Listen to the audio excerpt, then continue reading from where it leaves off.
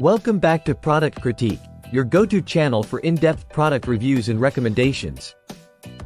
Today, we're diving into one of the best patio stones on the market, the Qualdout River Rock Stepping Stones.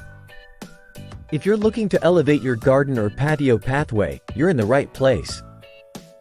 These stepping stones from Qualdout are more than just decorative.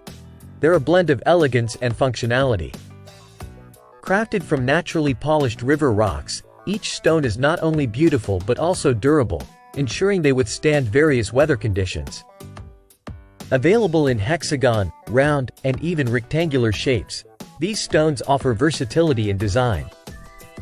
Whether you prefer a traditional layout or a more creative, winding pathway, the Qualdout stepping stones adapt to your landscaping needs. Let's talk about what makes these stones stand out. The river stones come in a natural blend of colors: brown, white, black, red, and gray, each polished to a smooth finish. Thanks to their PVC backing, installation is a breeze. Simply lay them down and let the soil settle between the gaps, creating a seamless, natural look.